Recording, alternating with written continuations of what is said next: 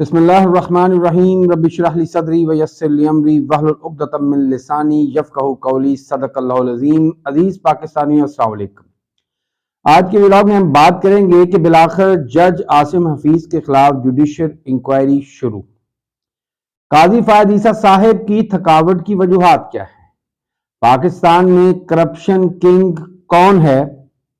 مگر اس سے پہلے ہم بات کریں گے کوہاٹ میں ہونے والے P T I workers convention کی۔ ایک اور ایسا اجتماع جس کی پاکستانی سیاسی تاریخ میں مثال نہیں ملتی۔ خیبر پختونخوا میں ہر روز ایک نئی تاریخ رقم ہو رہی ہے۔ کرک کی مثال لیں، سوابی، چارسدہ، ہنگو، دیر، چترال، جہاں جہاں کی بھی ہم مثال لیں تو ہر روز ایک نیا ریکارڈ بن رہا ہے۔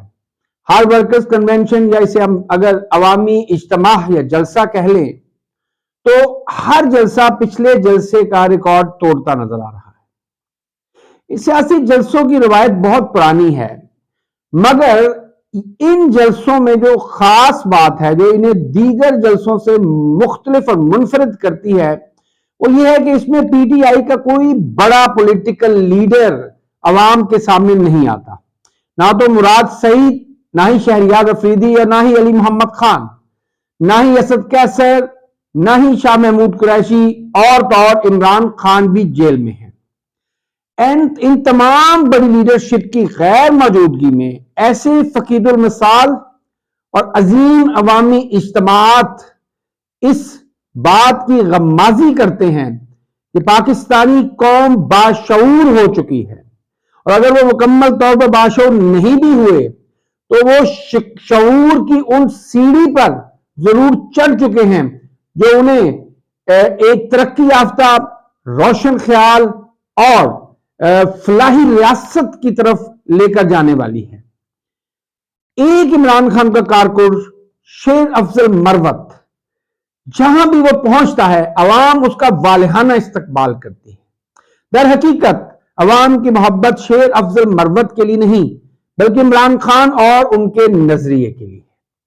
یہ وہ پود ہے، یہ وہ نسل ہے جسے عمران خان نے اپنے نظریات کی چھتر چھایا میں پرورش کی ہے، اور اب یہ نوجوان جس کی عمر 16 سال سے لے کر 30 سال کے درمیان ہے اور جس کی تعداد تقریباً 11 سے 12 کروڑ ہے، یہ پاکستان کے معاملات کو اپنے ہاتھوں میں لینے میں یقین رکھتے ہیں، اور یہی وہ نسل ہے جس نے پاکستان کو آگے لے کر چلنا ہے۔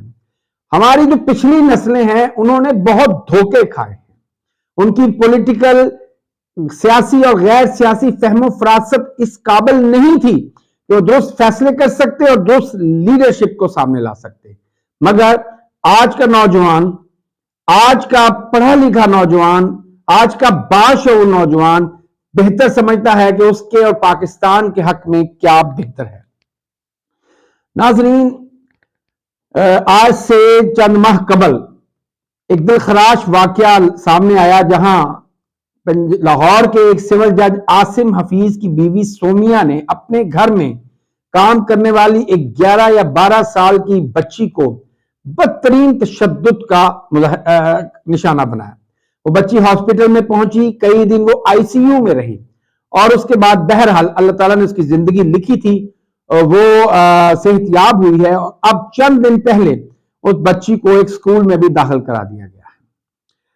تب سے عدلیہ میں بیٹھے عاصم حفیظ کے پیٹی بند بھائی اور پولیس میں ان کی ہرکاریں ہر ممکن کوشش کر رہے تھے کہ انصاف کو ایک بار پھر قتل کر دیا جائے اور عاصم حفیظ اور اس کی بیوی کو ان کے کیے ہوئے جرم کی سزا سے بچا لیا جائے، اور یہی وہ ہیلے بہانے ہیں جنہوں نے پاکستانی عوام کا اعتماد پاکستانی عدلیہ سے مکمل طور پر ختم کر دیا ہے۔ بالآخر لاہور ہائی کورٹ نے ایک حکم صادر فرمایا ہے اور ایک سیشن جج کی زیر نگرانی ایک جوڈیشل کمیٹی قائم کی گئی ہے جو جسٹس عاصم حفیظ کے معاملے کی تحقیقات کر کے حتمی رپورٹ ہائی کورٹ کے حوالے کرے گی۔ افسوس کا مقام یہ ہے کہ پچھلے دنوں ایک نجی محفل میں میری ملاقات ایک جج صاحب اور کچھ ان کے دوستوں سے ہوئی. وہ اس کی صفائیاں پیش کر رہے تھے. ان کے نزدیک چونکہ وہ غریب لوگ ہیں، انہوں نے لالچ کے تحت اور کچھ پیسے لینے کے لیے اپنی بچی ان کے گھر میں ملازم رکھی، اور پھر بقول ان کے اس بچی کے تشدد کرنے کو اس کے والدین کیش کروانا چاہتے ہیں، اور وہ بچی اور اس کے والدین آج کل بڑی خوشیاں منا رہے ہیں. ایک ایسا ایک شرمناک اور افسوسناک رویہ ہے.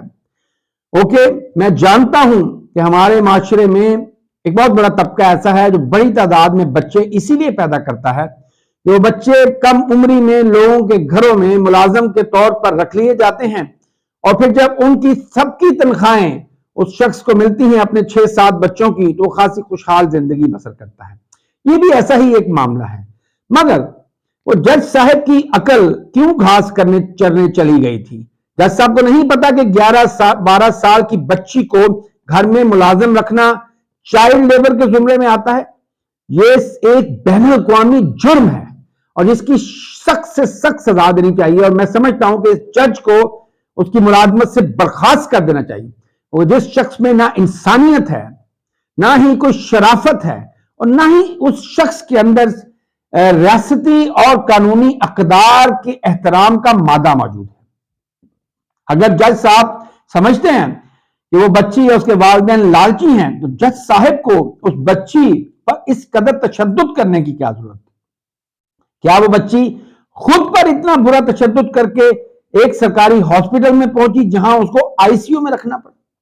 کیا وہ تمام ڈاکٹرز اندھے، گونگے اور بہرے تھے کہ جنہوں نے ایک صحت مند بچی کو جو بہر مکر کر رہی تھی اس کو آئی سی یو میں رکھا؟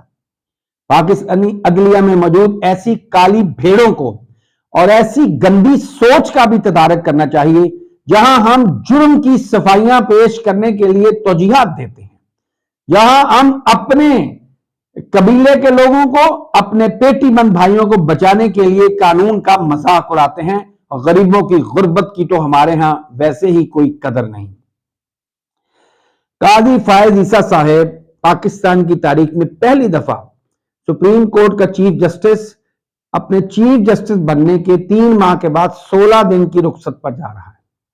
مجھے نہیں سمجھ آتی کہ قاضی فائز عیسیٰ صاحب نے ایسا کیا پہاڑ سر کر لیا ہے کہ ان کو اتنی تھکاوٹ ہو گئی ہے کہ ان کو 3 ماہ کے بعد 16 دن چھٹیوں کی ضرورت پڑ گئی.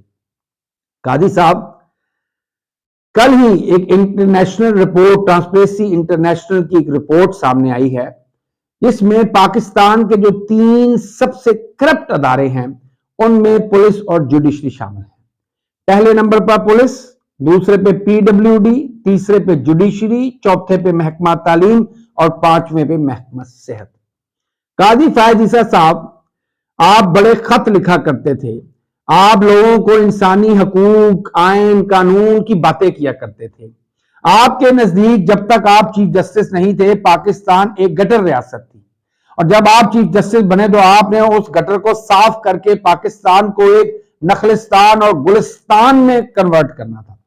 مگر قاضی صاحب، ارشد شریف شہید کی والدہ اور اس کی بیوہ اور اس کے یتیم بچے تو انصاف کے لیے منتظر ہیں، مگر وہ بھٹو جس کا خاندان ہی صفحہ ہستی سے مٹ چکا ہے، جس کے بیٹے قتل ہو گئے، جس کی بیٹی اس دنیا میں نہیں رہی، اس کو آپ انصاف دلانے چلے ہیں.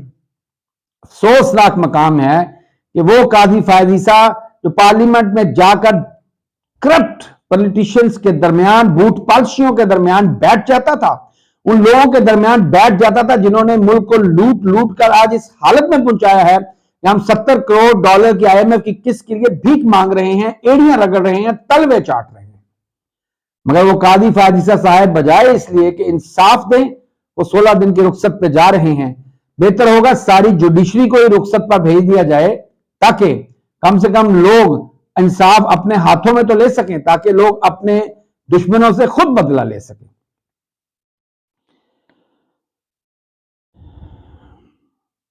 ناظرین، عمران خان نے بہت سے جرائم کیے ہیں، ایسے جرائم جو پاکستان کی سیاسی تاریخ میں اس سے پہلے کسی سیاستدان سے سرزد نہیں ہوئے. ان میں ایک بڑا جرم پاکستان کی نوجوان نسل کو شعور کی دولت سے، شعور کے اسلحے سے لیس کرنا تھا. مجھے ایگزیکٹلی یاد ہے جب ہم زمانہ طالب علمی میں تھے تو ایک پی ٹی وی ہوتا تھا اور 2 اخبارات تھے، نوائے وقت اور جنگ. اور ان 3 ذرائع انفارمیشن نے ہماری آنکھوں پر ایک جھوٹ کی پٹی باندھ دی، جس کے نتیجے میں ہم بہت عرصہ اپنے سوا ہر پاکستانی کو غدار سمجھتے رہے اور ہم چند طاقتور لوگوں کے گروہ کو ہی محب وطن، نیک صورت اور نیک سیرت تصور کرتے رہے. مجھے آج بھی شرم آتی ہے اس چیز کے اقرار کرتے ہوئے کہ 88 اور 90 کے الیکشنز میں نے اپنے ہاتھوں سے وہ ہزاروں پوسٹرز بانٹے جن میں نصرت بھٹو اور بے نظیر بھٹو کی اریاں تصاویر لگائی گئی تھی، مگر یہ گناہ بے لذت ہم سے کروایا گیا. آج کا نوجوان باشعور ہے. آج کا نوجوان در حقیقت ایک ہسٹورین ہے. پرانے زمانے میں تاریخیں لکھوائی جاتی تھیں، آج نہ تاریخ لکھوائی جا سکتی ہے نہ لکھی جا سکتی ہے. آج کل تاریخ ریکارڈ ہو رہی ہے. آج کل ہونے والا ایک ایک واقعہ ریکارڈ ہو رہا ہے. اس کو ریکارڈ کرنے والی آج کی نوجوان نسل ہے جو کہ انفارمیشن ٹیکنالوجی اور شعور کی دولت سے آراستہ ہے. اللہ پاکستان کا اور آپ سب کا حامی ناصر ہو. پاکستان زندہ باد، پاکستانی قوم پائندہ باد. شکریہ والسلام.